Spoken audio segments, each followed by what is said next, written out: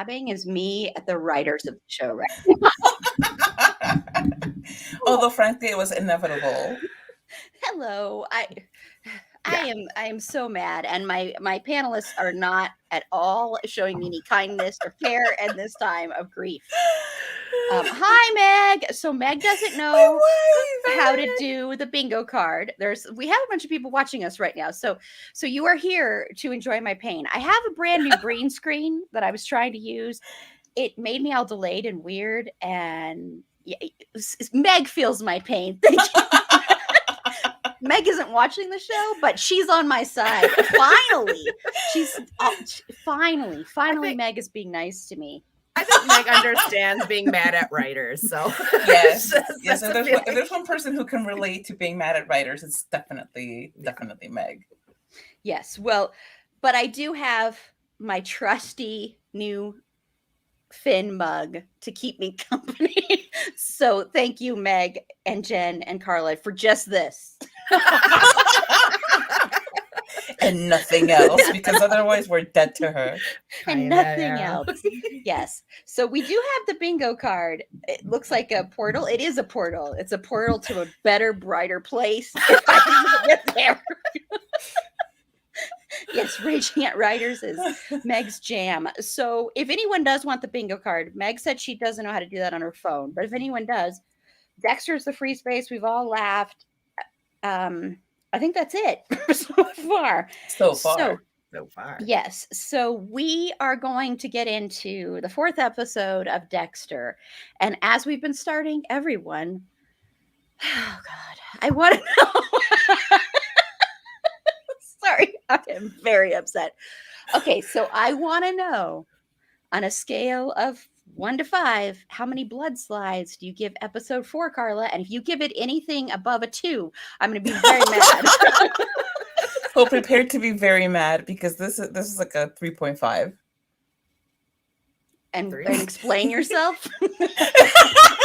No, but you have to do it. You have to go explain yourself. Oh, sorry, that's right, because that's my new podcast, by the way. See, trademark. Explain yourself. I'm going to have people on and have them explain themselves. Yes. Explain yourself.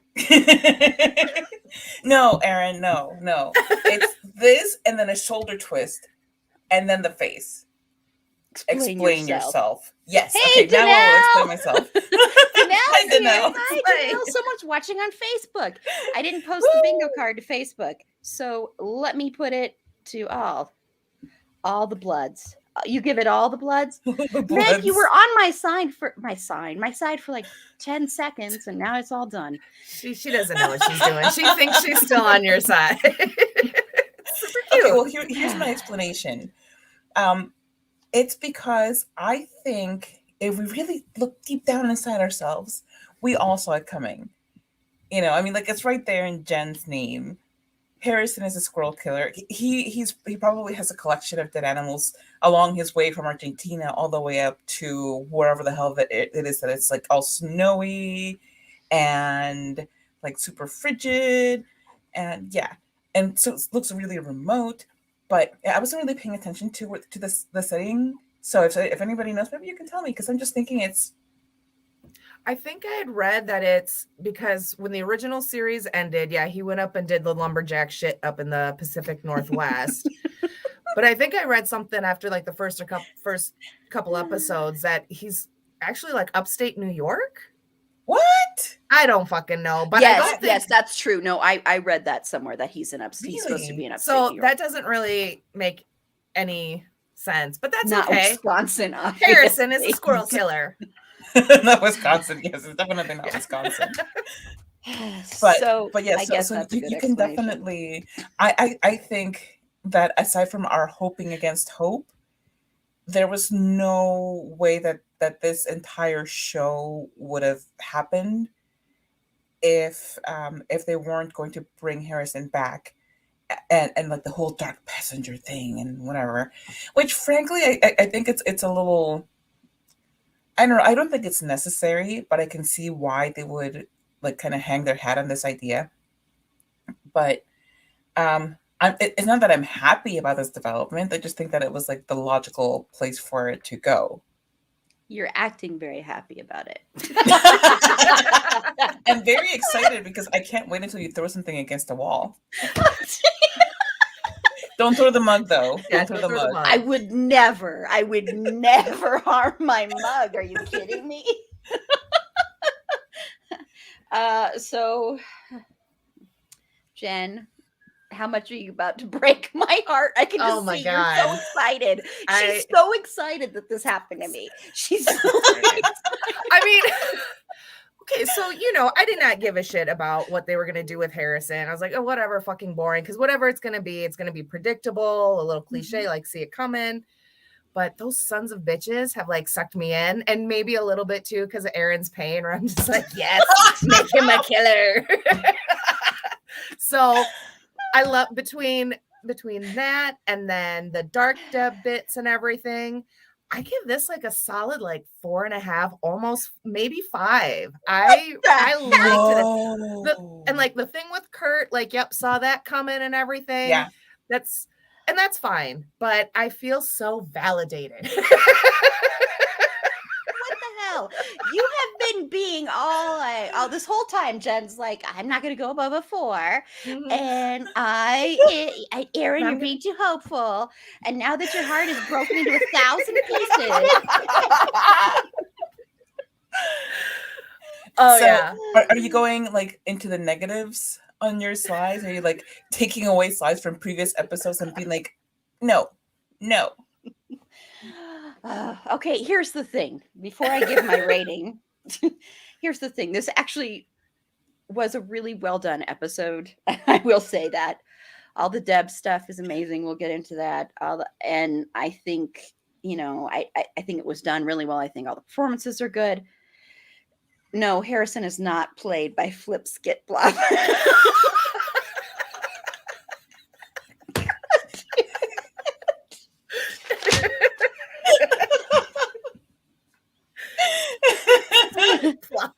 That's a good one. No, but I am about to throw a tantrum like one of his characters. So as I shared with everybody. Oh my God. So it's done really well, okay? And I think the editing is good. Everything is written pretty well, but I hate this episode. I hate it because here's the thing. I really thought, even though all sides were pointing towards they were going to make Harrison another Dexter, I still thought that was a red herring. I really did. I was like, they're trying to just play us. And then it was revealed that we don't know the whole story. That's the thing. We don't know everything that's going on. But it was revealed that Harrison lied and he stabbed that kid. Maybe he's trying to prevent an actual school shooting. And then he's got that razor blade thing. You know, what are those called? A straight razor. Thank you. A straight razor, which is exactly what the Trinity Killer used. I couldn't remember that Trinity Killer. I was like the John Lithgow dude. And so I give this. I give it a 2.5. I want to give it a -10 because I don't want Harrison to be bad. I just don't. And maybe he's going to kill Dexter. I don't know. I have some other theories. That would be a twist. And then they're going to pick up the show and it'll be like a whole new show. Mm-hmm. Like instead of Dexter, it'll be Harrison. That's the new blood. It'll be the Morgan family business. Yeah. Okay, so I know everybody might be the shortest live stream we do. I know. Here we go. Gonna get mad and just be like, "Good night, everybody. I've had it with this. This episode sucked, and I don't care. Bye." Okay. Yes, watching it again, I was even more pissed, and especially the fact that I knew Carla and Jen were getting off on my pain. They were getting off on my pain.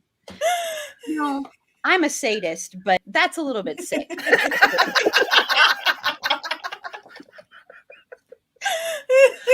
I just watched it the first time. I just knew you were just at home stewing, and that And yeah, and I fucking cackled. And my husband's just like, what's wrong with you? And I was like, Aaron doesn't want him to be killed. It honestly didn't occur to me until like I think earlier this afternoon. I was just going about my day like la la la la la. And then I was like, oh right, this happens. So this is gonna be an interesting one today. And like that's part of why I had to be on the live stream tonight, because I needed to see how this went down. I know, I'm Carla, so actually, tired. I'm so sleepy, but I need to know what happens here. wow. Yeah, this is, you know what? I'm going to handcuff both of you tonight. Just because he's a bad guy doesn't make him a bad guy. That's true. That's Dexter for you, but it didn't have to happen with Harrison. Okay, even though he was technically raised by a serial killer, even though Dexter didn't raise him, he was raised by a serial killer. So I mean, like anyway. seriously, I think it's hilarious. It's hilarious, and I've said this a million times. It's hilarious that Dexter leaves his tiny toddler son with this woman that he's like barely dated for a small amount of time, who is also a serial killer. And the whole time it's like, I don't want my son to be like me. I don't want him to grow up to be a serial killer. I want him to have like a normal childhood. Yes, so I'm gonna ditch him in South America with a woman he barely knows, who just kills people for funsies. Just like, somebody ticked me off today, I'm gonna poison their tea. That's my best impression of Hannah. The best thing about Hannah in that season is I don't remember like any of it. And I was pretty sober for most of it. And I actually like had to look it up, like the season. Yeah. I was like, oh shit, that's right. And talking and like with some friends earlier this summer, I was like, she was thinking of Hannah. I was like, no, you're thinking of like Loomis. I totally out of my brain. So I don't know. So she's that great in my book. That memorable. Well, okay, so we're gonna break down a couple of things here. And please remember that you care and love me. And you don't want me to be always. We show it by absolutely torturing you, though. Please tell us what you want to know. Okay. Let's first start out with we'll save the Harrison stuff for last, because I just can't. But let's start off first with the burning question. Why does the show hate podcasters? That is a very good question, Erin. It's a very good question. Now listen, I don't like Molly Park. I really, really don't like her. But it's like they went out of their way to make it like podcasters are scammy, skeevy people. And I don't know if I honestly, I don't know if it's a thing specifically about true crime podcasters, which like I have like this, mental relationship with the whole true crime genre as being both titillating and exploitative. And I feel like what the show is trying to show is more the side of the exploitative nature. But then they're also kind of using Molly to further some of their story, which it's an interesting way to go about it. But then it also undermines Angela's.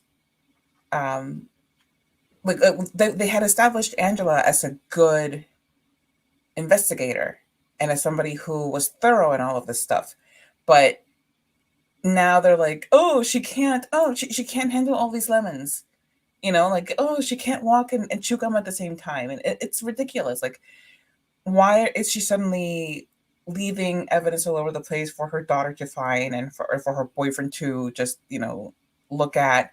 Why is she letting Molly just walk into her office and note all of these names of missing people and forming this alliance with like this stranger who is a bit skeezy? So like that's the thing that I don't like. Well, there's a lot of things I don't like about Molly, but chief among them is the way that the writers are using her to I don't know if they mean to, but the result is that Angela suddenly looks less competent because of Molly's involvement. Yep. And hi, Mal. Hi, Mal. Hi. And Meg Yes, said, Meg, we are we pretty are skeevy. Yeah, we Yeah, are. yeah, We're pretty because- awful people. But that's limited to, like, this little group. That's limited to everybody but me. Although I the piecing together puzzles, that's me with all my conspiracy theories. Yes. Yes. Very much Piece so. Together. So let me quickly, since you have joined us, Mal, and you usually do play with the bingo card. I don't mean that to sound weird, but I will quickly go over what we have said. So Dexter's the free space, serial killer, blood, Snow, Deb, dark passenger, Harrison. We all laughed. Angela. I don't think we have done any of these other ones on here. So there you go. I don't know if you'd have bingo yet. You might have bingo, but there you go. Okay. So, Jen, Yes. why do you think they decided to have a true crime podcaster and paint all podcasters like we are scum of the earth who carry alcohol around with us? Although, like I said, I need to start doing that in the DMs that people are part of. But no, I'm not going to because people are giving me crap. So guess what? Be prepared. No martinis for us. Be prepared. Remember when I said Wow, that is probably? rude. Remember when I said probably, Jen? Yeah. Well, I did add another thing in You there after I did. said You probably, did. but that was not my fault. Okay. That was not my fault. It was an Instagram story that's going away soon. So it was not my fault. So I had to do it. I get it. But yes, prepare everybody else. Wrath. Just to Meg's So- point that she doesn't like her friends all having a thing without her. Just watch Dexter. Yeah, just watch Dexter. I mean, Yeah, just watch Dexter. easy to solve there, man. pretend that it's Criminal Minds, but from the criminal's perspective. From Yeah. his mind. Just From the watch criminal's mind. Yes, from the criminals. Oh. There you go. Yes, just All watch it and join the fun, Meg. Be like the cool kids. And then you can also pick on me like Jen and Carla for more reasons than you already do. You can hop on the live stream and rag on Aaron. It just Yes. it It'll just be so works. much fun. Pretty soon I'm gonna have a picture up here that says F you. Leave me alone. You're all wrong. So sorry, Jen. Go ahead. Go ahead. Go ahead. Okay, my turn now. Yay. With the whole podcast, yeah, I don't know why they decided to paint them, podcasters as all skeevy and kind of shifty or whatever. But at the same time, I feel like it really could have been like a private investigator or something like this had this series come out in a different time period. Just so happens podcasters are kind of the new, quote, new big thing in terms of getting up in everyone's business.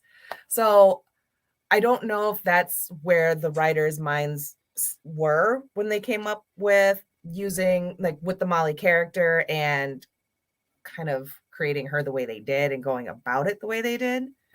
Because she's so fucking annoying. And I'm like, well, okay, had Angela maybe heard any of Molly's episodes, then yeah, I could see why Angela would then hate Molly and podcasters if that was her only exposure to it. Because I was like, this girl is very, very fucking obnoxious. So I think it's fun and funny to kind of like take it personally, but I don't, because it really could have been kind of any other occupation or any other kind of thing that may be big at the time. If it wasn't podcasters, fuck, it could have just as easily been like a YouTuber. So, and still painted the same way. Not to say that they would have done a YouTuber in a more positive or less negative, annoying light, but private investigator, in this case, podcaster, YouTube. I feel like they're all kind of lumping them into one big like rogue group of sleuths. Yeah. So, but I still don't like how they're portraying her. And yeah. That's my thing. Yeah. Oh, Mal, I'm sorry. I missed that you weren't feeling well, so I hope you feel better too. Yes. Oh, Yes. And yes, we did meet meet without you. We met what? We met without you. Meg's having a tantrum in the Love you, Meg. I don't think she's going to throw anything at walls, though. Hi, Fergie. Fergie came in to comfort me. Fergie feels my Aw. pain. Fergie's like, I'm sorry that you're feeling so beat up. I'm sorry. Who can I bite for you? Thank dogs you. no. Dogs no. Well, here's the thing with the YouTuber thing. Oh, I have a new theory. All of you got together, contacted the Dexter writers, and said, we want the ultimate prank pulled on Erin. So hype her up, make her think this is going to be a great show, and then attack her different ways until she loses it. Nailed it. Oh my gosh. I can't believe you saw right through us. Yeah, mommy blogger. That's what yes, that's not what she is. But well, honestly what I think it is I think if they'd done like a podcaster that wasn't true crime podcaster, I think it's supposed to be just a remark on true crime and our obsession with true crime. And she's probably supposed to be poking fun at us as the audience and how we actually have a lot of us like root for Dexter, even though we also want Dexter to die, or at least the three of us do. But at the same time, we're like, okay, you can go ahead and kill this person. It's fine. Like when he killed Matt Caldwell, take this piece of trash we were out not on your way. crying. Yeah, Exactly. we're Yeah. not crying over that. I will not be crying when he kills Kurt. If he does, unless Harrison ends up doing that. But I won't be crying over that death either. So so it's like that thing. So that's probably what it's calling out. But it's just annoying because we are very nice people, or I am very nice. I give so much of my heart and my life and my soul and my blood and my sweat and my tears to this venture. only to be treated like garbage. Oh my God. Well, hang on a second. I think I hear some string instruments in the background. I hear some saxophone in the background. That's fine. It's a cheesy, awful instrument. It goes perfectly with self-pity. I know I have people on my side. None of them are here to back me up, but I know I do. Please, Fergie. Sure. Yeah. Fergie's here to comfort me. Okay, so we dissected the podcast. We didn't really dissect her. No. That's what's behind the green screen. Just kidding, everybody. I am totally kidding. Totally kidding. It's a joke. It's a joke. Okay, so what are you doing, Fergie? Sorry. Fergie also has opinions about all of this. She does. I'm sure. So I'm sure she's fine with it. You. Yes, I'm sure she's actually fine with it. More murder is fine with Fergie. Fergie loves to watch a lot of death. She does. I'm not even kidding there. She watches horror like crazy. Okay, so let's move on to Deb, the dark Yay. passenger, and Deb's scenes. So, Carla, are you still loving Deb? I am.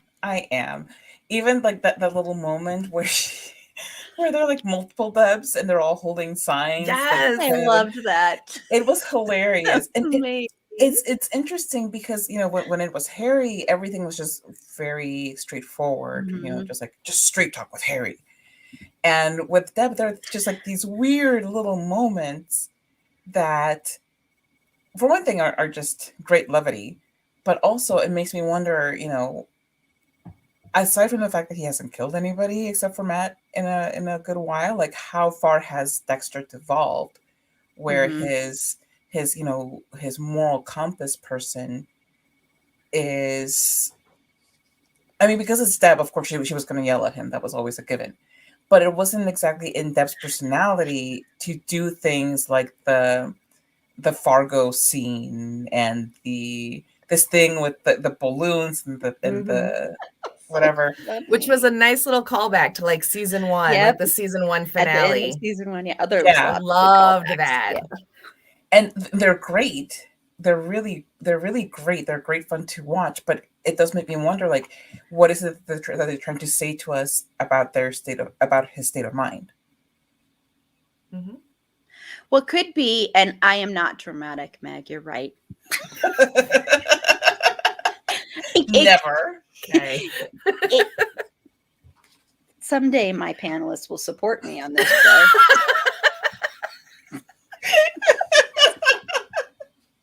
Someday, just not today. Not today, but sorry.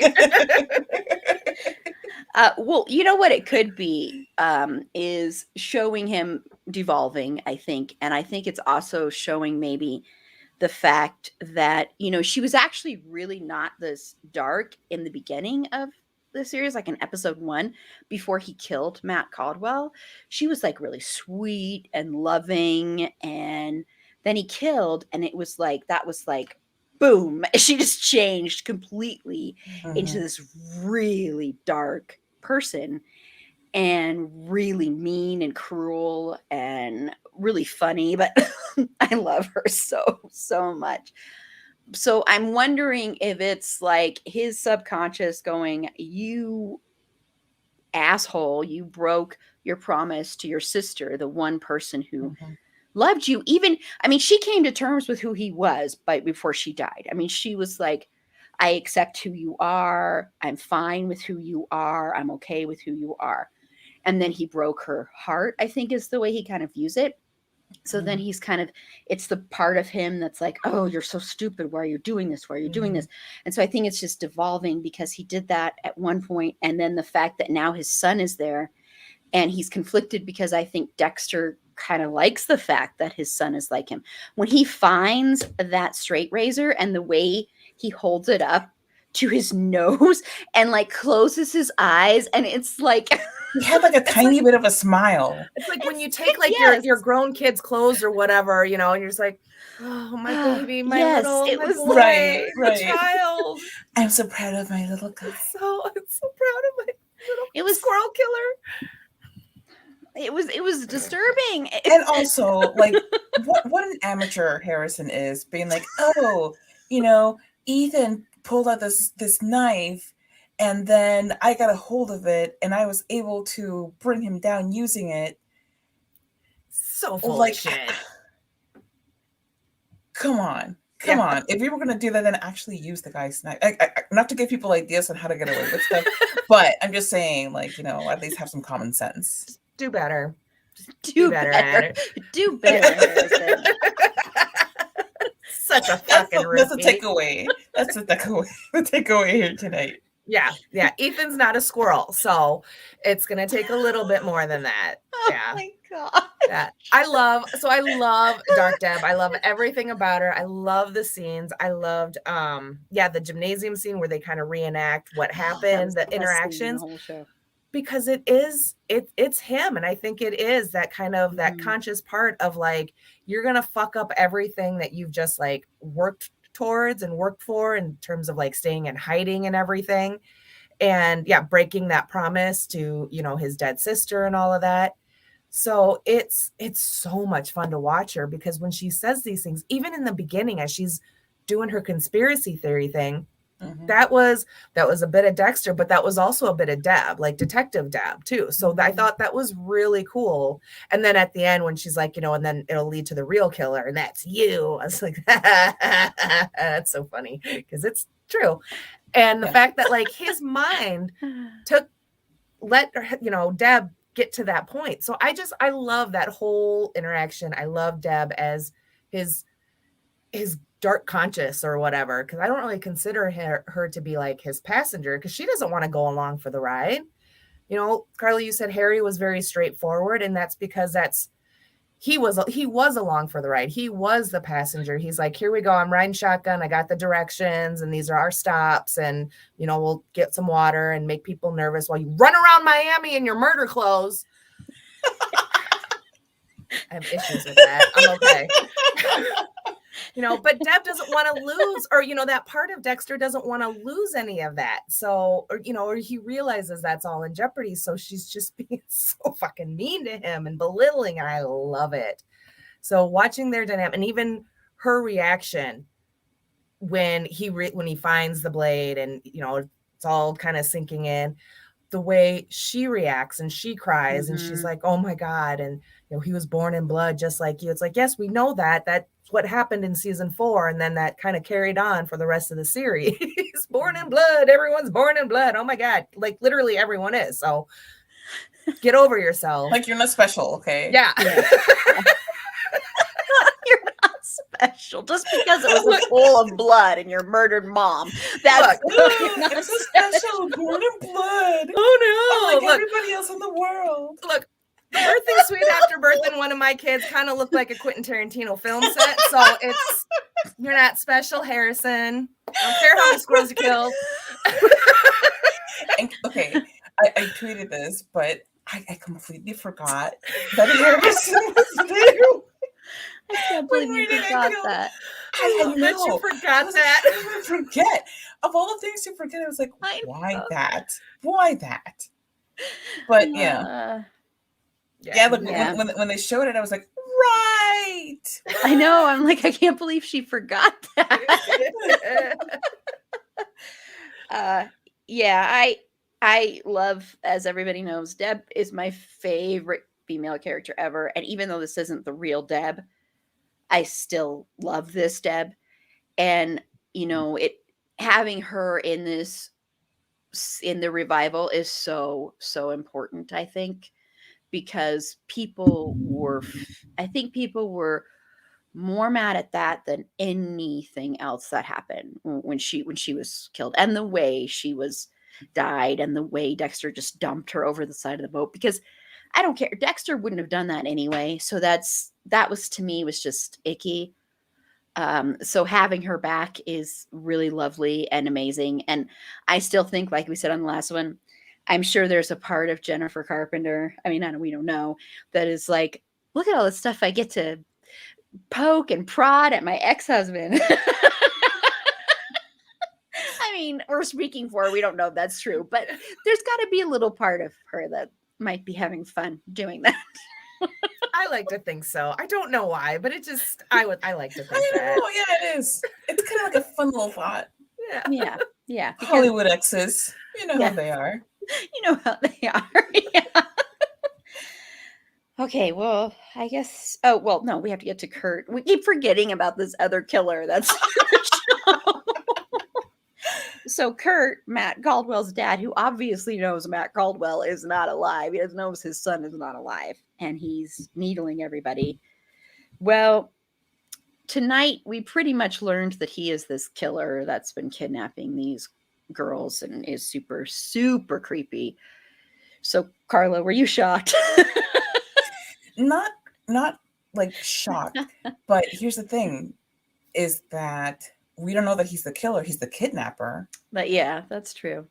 But maybe he's like part of a duo or something, like maybe him and creepy oil baron are a tag team in this. Kurt scopes them out, brings them in, and then other dude does his thing. I don't know, like that's just like a theory I have in my head. But okay, so the theory that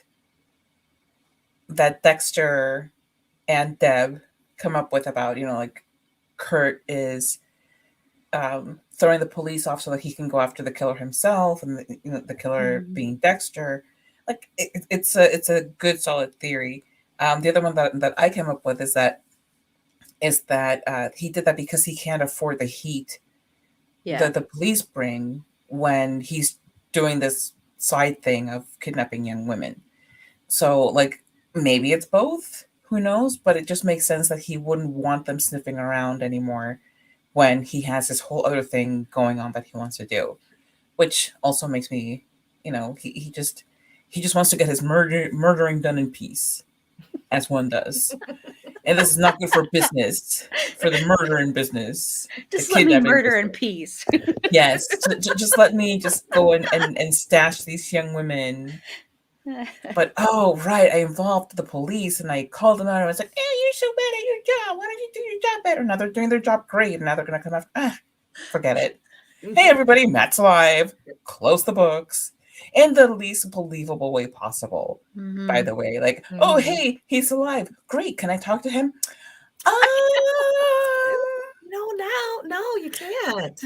It's weird. Yeah, It's weird. It's just like, you know, he's going through a lot right now.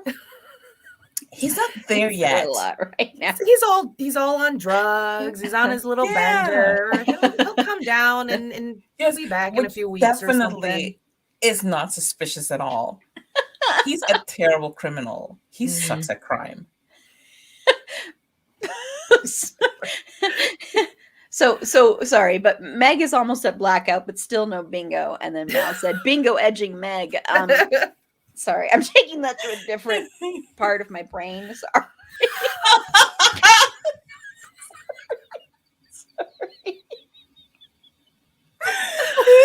This is great. Wow, Erin. Wow. Sorry. Don't tell us what that one thing is, Meg. Oh, I had one more thing about Molly. Okay, so Molly. Whoa. What if? Yes, because I had it written down and everything, and of course I forgot to say it when we were actually talking about Molly. But what if? Okay, stay with me here.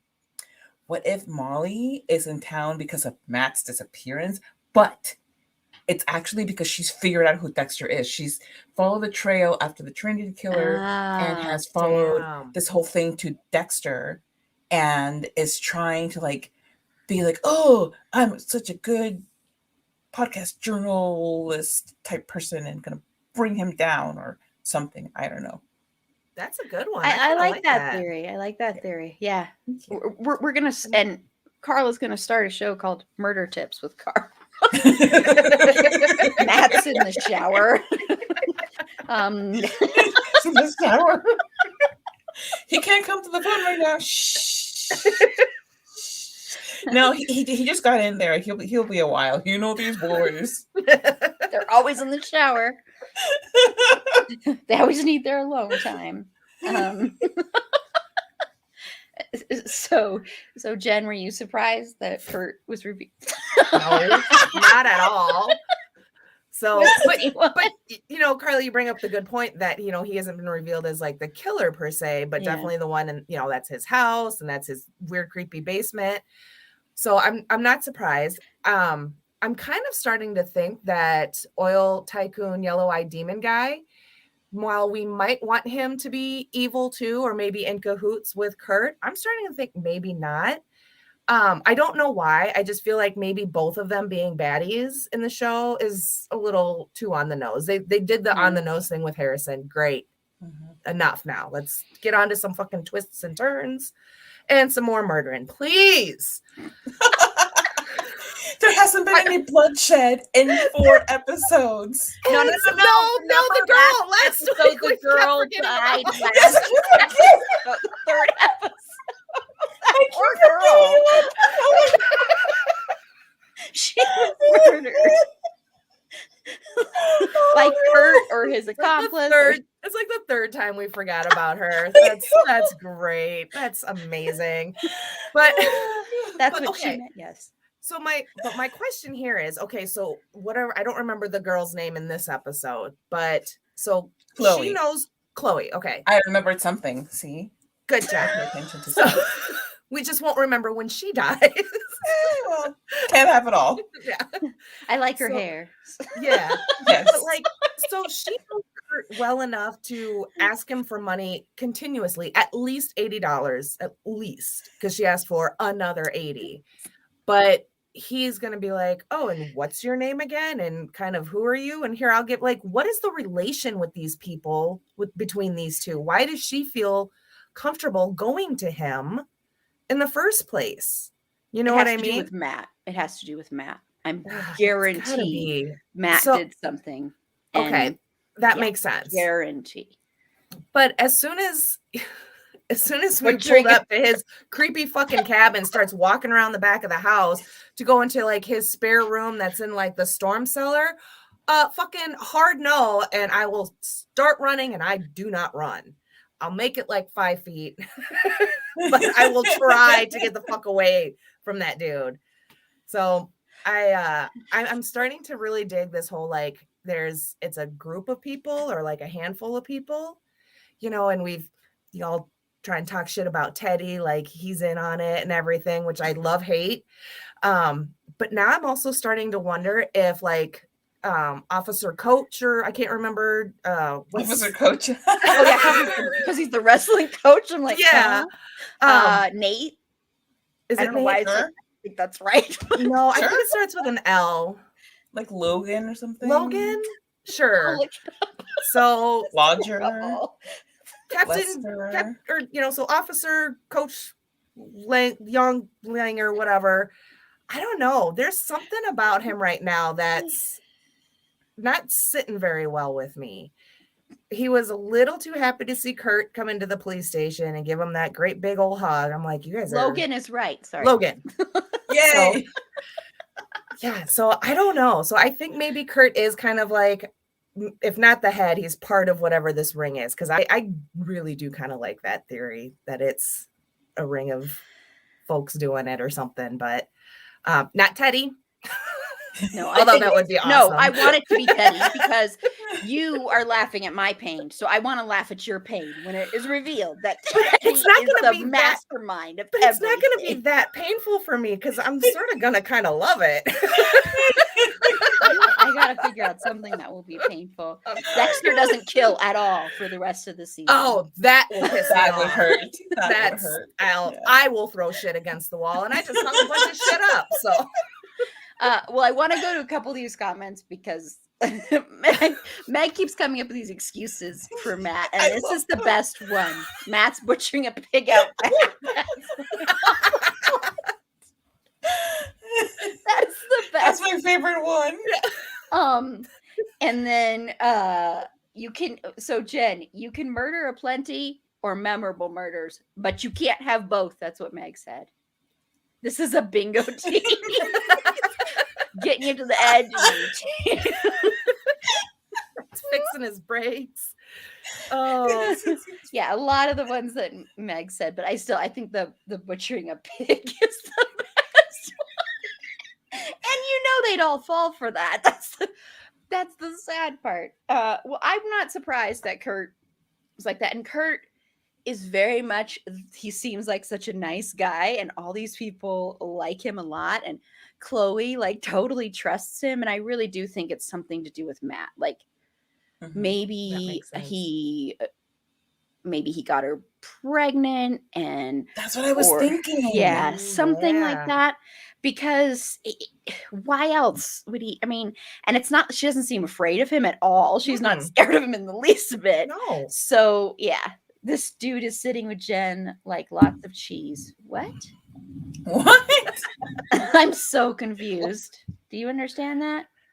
I mean, I like cheese and I eat it daily. Dexter, the dreamboat murder. Fishing boat lover man. He did have a boat. He did. He had a boat. Slice of life. I feel like this is more entertaining not knowing what happened in the episode. Well, you missed me saying that this ep broke my heart, and Carla and Jen are very happy about this. So I'm not happy that you're hurt. Happy. No, you're happy. Exactly. We're happy that it's great, hilarious, fun that you think we're so happy that you're so unhappy. But you know, that's. Well, Jen herself admitted that she cackled. Oh yeah, no. I did. Yeah, that's true. Yeah, okay. So, maybe just a little bit. It's okay. I have certain things to comfort me. I don't know what, but and they're behind the green screen. Yeah, they're handcuffed to your bed. Handcuffed to the bed behind the green screen. That's the real reason I wanted that up. Shh, be quiet. Shut up. You can't talk yet. It's not your turn. Dang.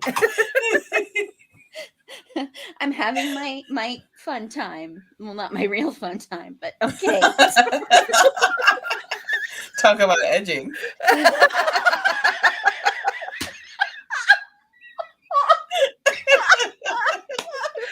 Okay, that counts as a tangent. So, okay, so the time has come to talk about Harrison. My little squirrel killer. Harrison. Okay. Are you all right, Carla? Are you ready to hear my thoughts? Yeah. I see when you're ready. Okay. I'm ready. So, first of all, like I said, there was no surprise. There was just no real surprise. Like, the surprise would have been if he wasn't, like having some thoughts of, like stabby. Because that's kind of what this whole show is. And like the whole show with its kind of obsession with fathers and sons, and with how, in the original series, it was Dexter and Harry picking up on the fact that Dexter has something up with him, and kind of like guiding him and whatever. And then you have Dexter ditching his son, and then his son coming to find him. And now he's like, his whole nightmare came true, where his son is apparently about to follow in his footsteps. But Flick Shamrock is back. Sorry. That's how much the delay is, because wow. That's a long delay we're on right now. Anyway, sorry. So yeah, but what was I saying? Yes, right. So the whole father-son dynamic, it was kind of inevitable that there was going to be something like that with Dexter. And I do like the idea that maybe Harrison, because of the code, will like go after Dexter or something like that. But who knows? We'll see. The thing though is that Harrison is such a little hypocrite. He's going around kind of telling everybody like, you're not a great person, and you're not a great person, and your morals aren't great, and whatever. And then he's like, I have a sad, I'm gonna stab my only friend at school. Like that's not okay, Harrison. Like I know you weren't raised by proper humans, but also, just, this is not the way we get through life, and we get through our problems. He was right to call out Zach and all those people who had been torturing Ethan for all of those years. But his whole grandstanding about it, well, he's the one who stabbed Ethan and brought a knife to school, and then lied to everybody about the whole thing. It's like, maybe just sit down and shut up. You're not this you're nobody to speak on any of this. So those are my thoughts about Harrison based on today's episode. Today's episode. Well, this week's episode, okay, Erin? This week's episode. Sorry. The episode that we're talking about today. Yes. And sorry there is such a delay. I think it's just there's always a delay between this and YouTube, whatever. My heart broke. You just have given up. Yoto, whatever. I don't fucking care. Mal says, I think the point of Harrison being a hypocrite and highlighting on how much he needed Dexter, maybe. Oh, is highlighting how much he needed Dexter. Sorry. Yeah. What do you think about that? Yeah. I don't know about that. Like, I don't think that's necessarily it, because I don't know, like this show is pretty consistent in how it defines who is innocent a killer type and all of that. And Deb's whole, Dexter through Deb, saying, well, he has empathy and he's social and all of these things, so there's no way that he could be like this. Well, that doesn't really line up with anything, because Dexter was perfectly, integrated into society to the point that he had a job, he had a girlfriend, he had relationships with his family and all of these things, because he could fake it. So Harrison being able to fake it doesn't mean that he's not also like Dexter. I think it just kind of, if anything, reinforces the idea that this was kind of inevitable, because this is just like how Dexter behaved. Yeah. Well, because Mal's saying if he'd been raised by someone with the code, it would have been different. But I think what you're saying is that I don't know if it would have, because he might have been raised. I mean, Hannah might have given him the code, because Hannah knew what the code was. Yeah. Yubto. Maybe it's on the phone that it's really behind, because it doesn't seem like Mal's as behind. Oh, but maybe. Yeah, like when I use my laptop, it's not usually as bad.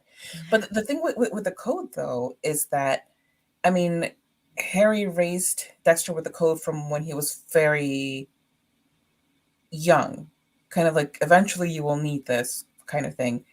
And when Dexter started killing, like, he was just a little bit older than Harrison. So Harrison, if Hannah didn't teach him about the code, Harrison has lived his entire life apparently without killing, as far as we know. We don't know about, again, wildlife on the way from Argentina. There's a lot. They're all dead. They're all dead.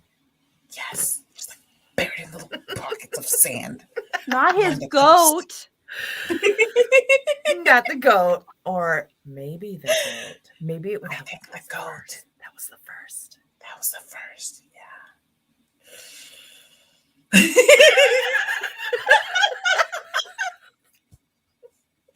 But yeah, okay, so that concludes my thoughts for tonight. And Mal, I think you're making some good points, though. I don't think you could say you're not. That's making some, because it could be what the show is trying to say. Yeah. So I'm just talking out of my butt. I mean, like, these are my theories based on what I watch and liking talking. Well, no, we don't. I think that the goat is fine. Sorry, as far as we know. I didn't mean to scare you. Meg is claiming bingo at this point. I wonder what it is that I could bring it up. Who knows? So Jen, go ahead, twist that knife. I know you want to. Go ahead. All right. So, okay. That's my little knowing thing. All right. So yeah. I know. Is he fulfilling the code, or does he just have some like dark lust, to kill? Why is he listening to the podcast about the Trinity kill? He listens to that, and all of a sudden, like, now he feels the need to like confront Ethan and have this moment. However, it actually transpired.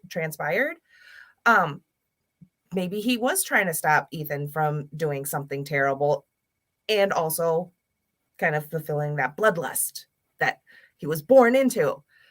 So either way, I like that.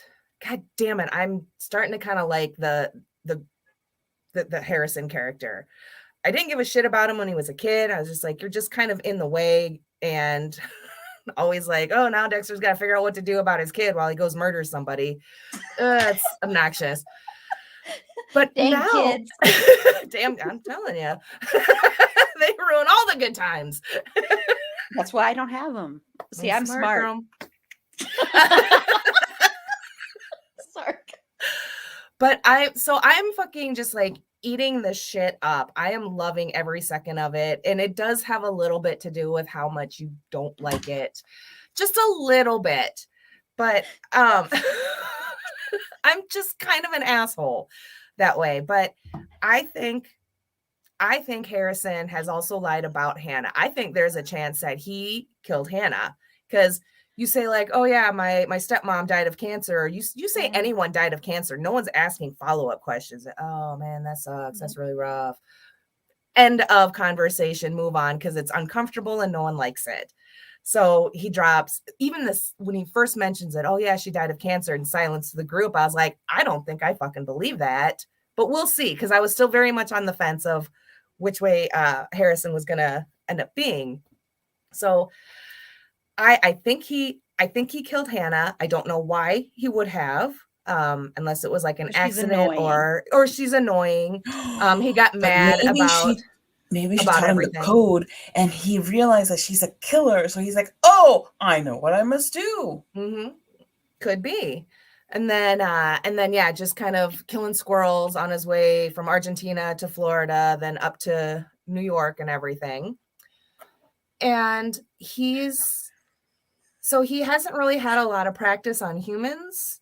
And so Ethan was kind of his first go at it. And then, yeah, since he wasn't raised with someone to teach him the code properly, he fucked it up.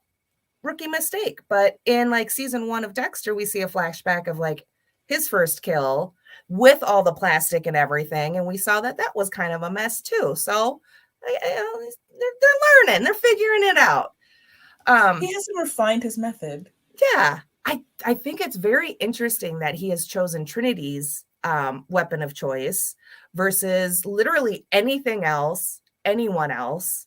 Obviously, I mean, if assuming he doesn't know about Dexter being a serial killer, then he's not gonna, he wouldn't know to pick up on any of all that prep work and all that running around in your murder clothes. So yeah, he's very rough around the edges.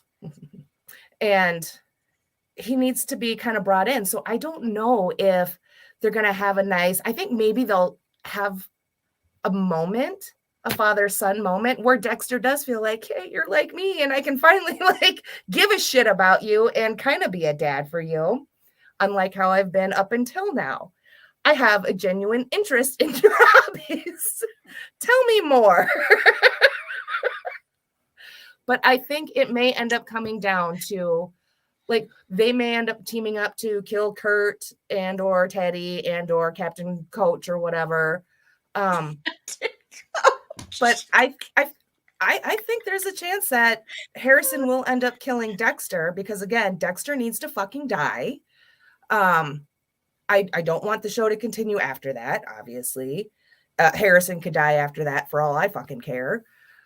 But I think that's kind of where I see things right now after this episode. Now that could change by next week, but I'm a little like Dexter. I'm just like, oh, my boy. You're like me. So yeah, I ate it up. I fucking cackled when the episode was over. When my husband and I first watched it, I was like, Aaron's gonna be so upset. I'm like, and Carla was right about like Audrey and this and that. And then Tim's like, who the fuck is Carla? And I was like, oh, that's right, you haven't met her. So I'm going off about these wild women of podcasting, and he's like, what? And I'm just like, no, they were right in this, and I love it. So I was very reserved in my excitement for this series, but it's pulling me in, and just, God damn it, I love it. The end. Okay, that's all we've got. No, I'm just kidding. Okay, I'm just gonna go to a couple comments and then I'll talk about my heartbreak. I like Mal's daddy daycare for serial killers. I want that to be a show, okay? I want that to be a show, people. Meg claimed bingo because we're talking about the thing without saying the exact phrase, so I know exactly what Meg needs to get bingo. But you're not going to say it. No. Yes, Hannah was a killer. Mini Davy Crockett, he messed up, killing rookie mistake. Can't handle raccoons yet. The Thanksgiving scene of Dexter on Thanksgiving, that was cool. You mean the one from season 4, Mal? because that episode is the best episode of the show ever. That's what happens when serial killers don't raise their serial killer kids. See? Joe from You would never. Joe is a model serial killer daddy. That's true because, well, never mind. I'm not going to say if people haven't seen season 3. Two-parent serial killer homes are best into one after another. Okay, I love these comments. Okay, here we go. So, as anyone knows, if you watched last week's episode, when I was still in love with this show, and Jen, ironically enough, kept telling me, you need to tamper your expectations. I kept trying to. And now she loves it more than I do at this moment. But I kept saying that I did not want Harrison to be a killer because that's too on the nose. It's too stupid. Sorry, but I think it's stupid. I don't like that. I would rather him be someone who's investigating his own dad and going to turn his dad in or something like that. I'm still holding out hope that maybe there's something else going on that we haven't figured out yet. But I liked Harrison. I really liked Harrison. I liked what they were doing with Harrison last week. Even with the little red herrings, I just thought of them as red herrings.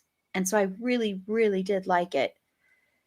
And then this happened. And I'm just like, seriously, that's so easy and lazy. To me, it's lazy. It's just lazy writing. That's why it pisses me off. It's just lazy. It's like, here is the original creator is back. The original showrunner is back. You've got that back. You were doing so well. You're setting up this really interesting inner turmoil. You've got great performances. I love the Deb and Dexter stuff. I like that this is set in a snowy, cold town and not in Miami anymore. Despite how much I know it aggravates Jen, there is a part of me that kind of likes that Dexter hasn't killed yet because I think it kind of plays with the fact that he's trying so hard to be different. And so I kind of like that. I like that he just did the one and he's still trying to cover that up and trying to fight that urge. So to me, it's just lazy. It is just so flippin' lazy. And I think it's the other reason they're doing it, honestly, is because they want to hedge their bets. And if it was going to be successful, which this is very successful right now, this show is very popular. So if it was going to be popular and successful, they want to hedge their bets and be able to do a spinoff. And this is their spinoff, is Harrison. And to me, it's just lazy. It's stupid and dumb. And I don't like it at all. And I don't want to see father-son bonding over murder. I want to see Harrison keep picking and prodding at Dexter. I like that because Dexter deserves it. And I want to see more of that. I don't want to see some bonding thing like, this is how you clean up a murder. This is how you do this. This is the code you have to abide by. No. I don't want that. And what's interesting, though, is in the original books, and I don't know if my other panelists knew this, the books that this whole series is based on, in book 2, I think it was, or something, what ends up happening in book 2 is that Dexter ends up seeing that Rita's kids, because they don't end up having a kid, Rita's son shares the tendencies that he does. And so he starts teaching Rita's kid about the code as a young kid. And so what they could be doing is going, okay, since we didn't do that, we decided to trash that, which was, in my opinion, a very good decision. Maybe they've decided they're going to pick that up with Harrison. So that's why I know everything is a sequel, but it's so flippin' lazy. And I was on cloud 9 with this show, as everybody knows, and I should have known because I'm a pessimist at nature. My nature is to be pessimistic, and I should have just stuck with that because it's just so frustrating. Now look at you. Here we are. And I mean, I'm not saying I hate the show now, and I like watching it. It's still 100 times better than our American Horror Story live tweets ever were.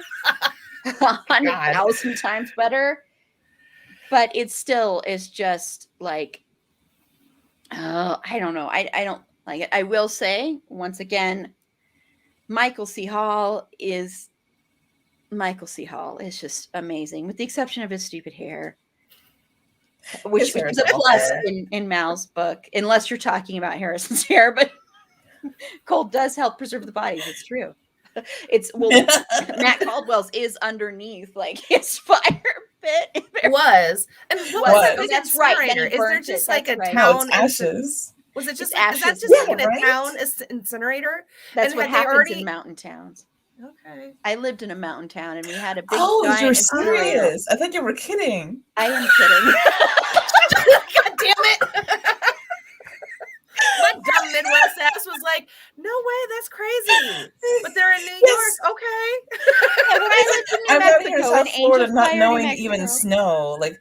What is snow even? Oh, that makes sense, I guess. Like, that's what you do. That's what you do. When I lived in Angel Fire, on bitter cold nights, we would go outside to the huge incinerator and incinerate things.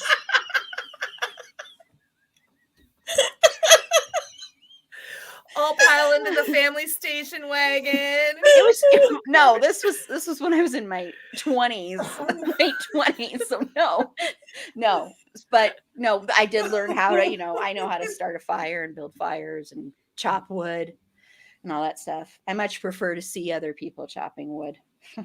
What was that? She went to a happy place real quick and came back. But yes, that's what they do in mountain towns. Maybe they do in some mountain towns. We didn't. I'm trying to think if we did that. There were snow making machines because there was a ski resort in that town. And then when I moved to Taos, no. Even when we went to Orlando's, they would have which is my favorite Mexican food restaurant in the whole entire world. Sorry. I need to research. Okay, town incinerators. It's just a clever thing. It's just, yeah. Anyway. But I do agree with you that it is lazy writing. I mean, as I had said before, it's been lazy. Really, either way, it would have gone. Because I think one of the first theories, we came up with was that Harrison wasn't going to be a killer and was there to kind of, investigate his dad and pull him out and dig him out. So it's either way. I wasn't going to be surprised. So now it's all about like the ride. I'm not surprised y'all picked me up in in a sedan or something. Whether it was going to be blue or black doesn't matter. But now we're going to go for a ride, and the ride better be fucking awesome. Because if you give us this lazy writing stories, but then you don't at least make it enjoyable. Sorry, Aaron, for the rest of us, or at least find things that you can maybe enjoy throughout it. Maybe they don't do the father bonding, but they overkilling, but they do spend that much more time together, that much more honest time together. And maybe Harrison does still pick away at Dexter, but Dexter is able to be a bit more himself about it and everything. So there's potential for that. So there could still be some not so terrible things that you may not totally hate, Aaron, in the future. We don't know. But like I said, I agree. It is lazy writing. Either way, I think it would have been lazy. So it would have been just as fine for them to write him off as he died of cancer in Argentina. Burn barrels. So I guess they're burn barrels. Yeah, I was going to say, so according to my extensive research, a town incinerator, incinerators designed for small cities, rural towns and villages, universities, camps, and other organizations which have on-site waste disposal requirements. And I got this straight from incineratorguys.com. That is seriously what the website is called. So it's real. It's legit. It's on Google, and it's called incineratorguys.com. So this is like accurate information. Very accurate. Very accurate, yeah. When it's green or blue because of the chemicals. Yeah, so I guess this is more of a Midwest Eastern thing. Yeah, I don't think Yeah, I don't think they did that in. I mean, Well, I they might live have in done that in parts of New Mexico. I don't know. I mean, we live in a small town and all, but no burn barrel small town. Yeah. Which is Well, probably a good thing. Yeah, burning trash and stuff. But yeah. No, I don't think, especially in Taos with all the arty people there, arty hippie people there, I don't think they'd be like. No. Yeah.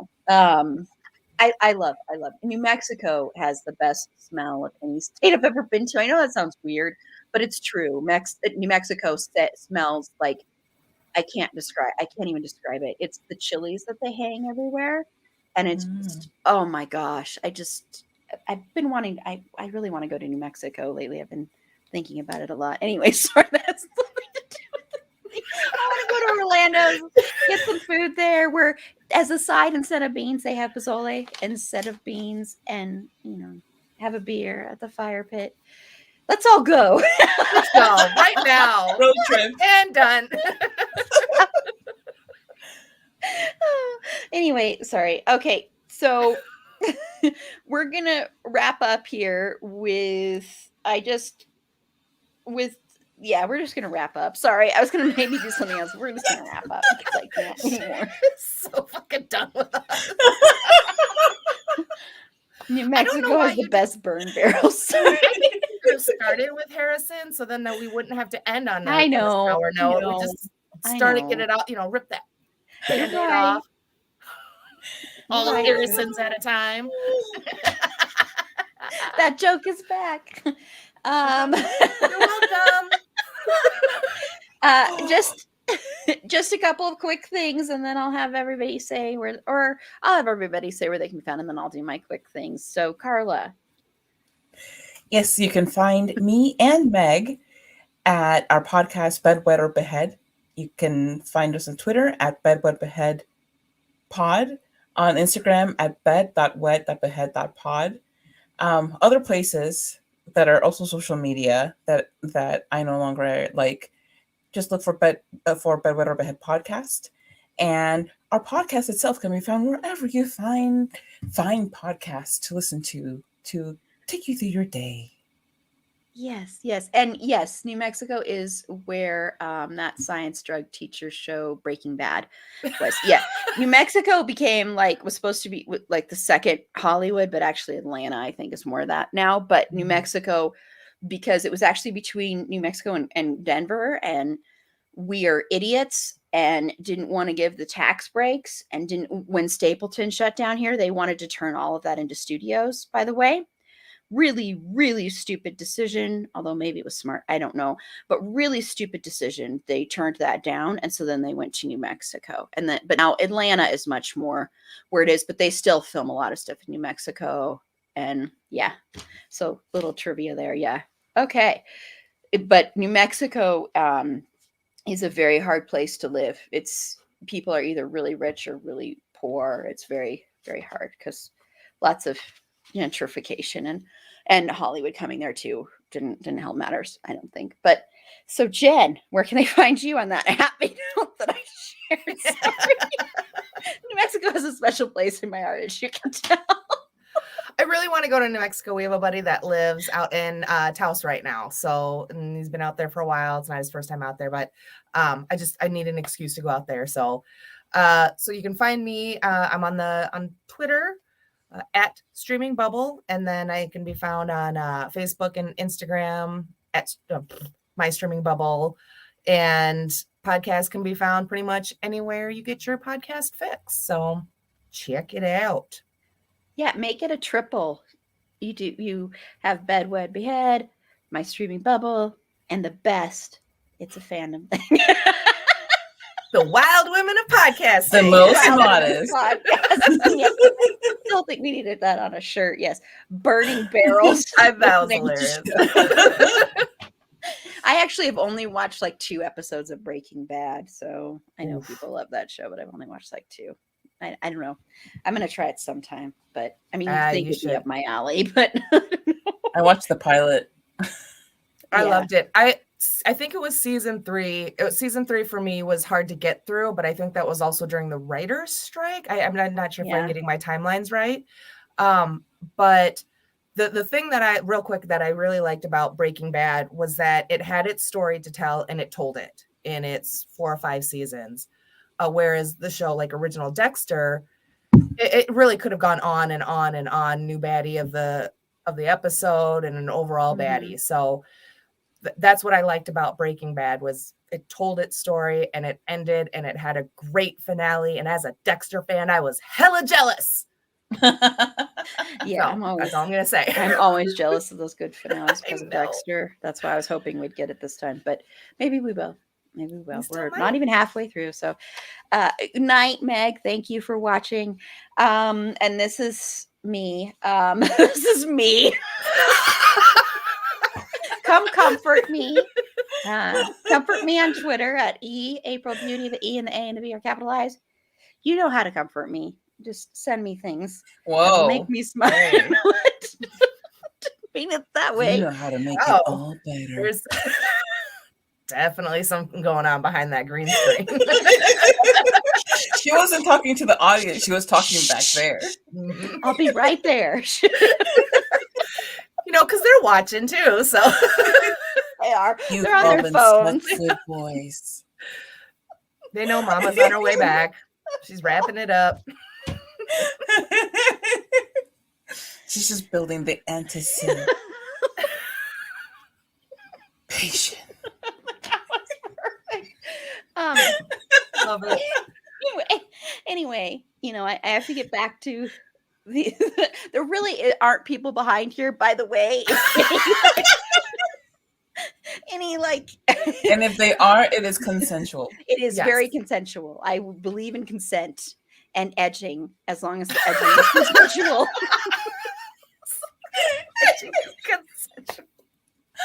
Okay.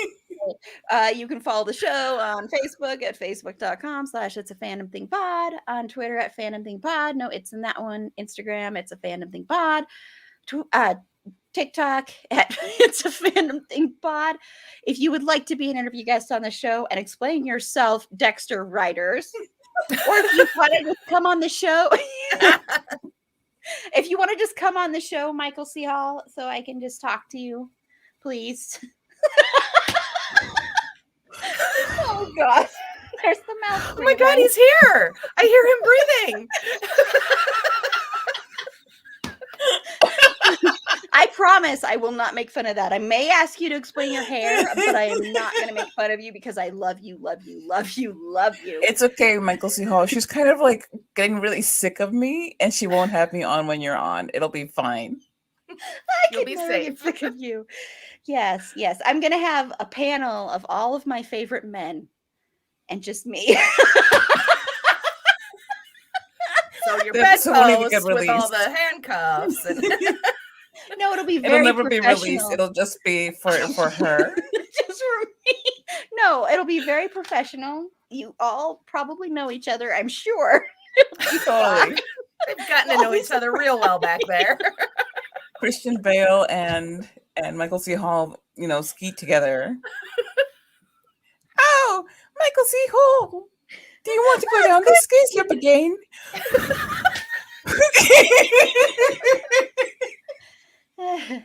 I think you should have I'll take Carla. that as a yes. Erin, I think you should have Carla and I on just to do accents sometime. I love accents too. Yes. You haven't done a Darren Criss accent yet. I don't know what your Finn Whitrock accent would be. But I can't believe this keeps going. I can't either. We love your hair, Mr. Hall. Thank you. So yes, think about those accents because that will be the interview. It will be the 4 of them and me. Oh my gosh, would that be amazing? I would wrap it up and get to bed or something. I don't. Sorry, I'm gonna log out before this gets like. No, I'm done. I'm done. It's a Venom thing after dark. Yeah. Anyway, I'm still thinking about that picture. Okay, so It's like you hated this episode so much. You're just thinking about everything and everyone else. I love I it. almost changed my phone background. I went, Aaron, don't do that. Leave it at the dogs. Anyway, sorry. Okay, so just to let you know, on Saturday night we are also doing a live stream. I am just going to be the conductor. Why is this a conductor? But of this train. Talking about Avatar: The Last Airbender. I have no idea what this show is about. I honestly don't. I'm sorry. I'm sorry, Jen. I know you posted like a GIF, and I'm like, okay, what? So first of all, it's pronounced GIF, and just go watch like an honest trailer. No, it's it's not. It's GIF. It's no. It's GIF. Oh my god. I think that there's something about these people in Wisconsin, Aaron, where they mispronounce things. I know. My sister they call says water GIF. fountains bubblers. Bubblers. Okay, they were never called that in Wisconsin. Iowa. That's a Wisconsin thing. Bubblers. They're drinking Bubblers. fountains. I said Wisconsin. Wisconsin. Jen, you were right. Mal, you were on my high plateau. My high plateau. I don't know what that means. You're just, words are just coming out your mouth. I'll be there shortly. Don't worry. What's wrong with me? I'm There's sorry. a special treat in it for you. If you can just wait a little longer.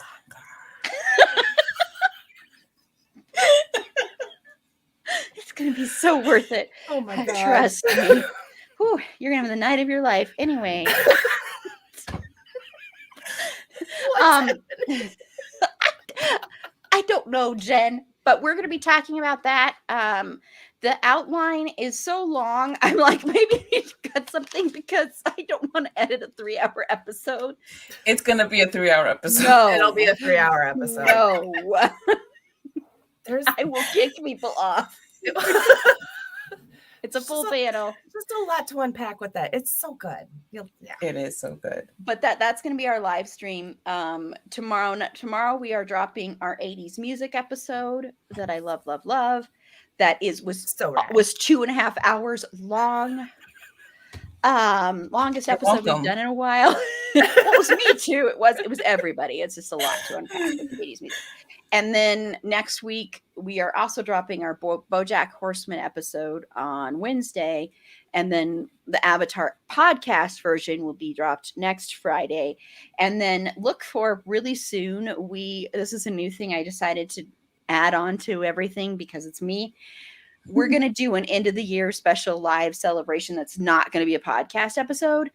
It might actually be on the 2nd of January. Who knows? I don't know when it's going to be yet. I'm waiting for my 6 people that we have our little DM to decide when we're doing this. Because Aaron's out of town. The other Aaron, not me. For some of that time. So we'll decide on that. You'll hear about it. It'll be fun. It'll be me in control and nobody else. So Carla. I like that you said I'm going to be in control and nobody else. And yet you invited both Meg and me. I know. And I invited Jen. That's and so cute. Yeah. Susie and Aaron. Nice, so. And you say you're nice. pessimist.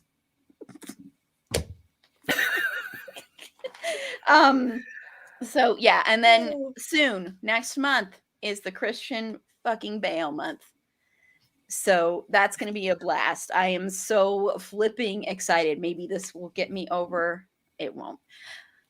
That's never going away. That obsession is here to stay. Sorry, everybody. That one's here to stay, along with Christian and George and Finn. Those are going to be my 3 forever. You're just stuck with it. Sorry. Wow. Goodbye, Kelvin Harrison Jr. and Darren Criss. No, Kelvin Harrison Jr. Noted. Darren Criss is becoming so Disney cheesy that I just don't know if I can take it anymore. So anyway, we are done. Okay, good night, everybody. Bye. Good night. Thank you. Bye, everybody. Let me hit end broadcast.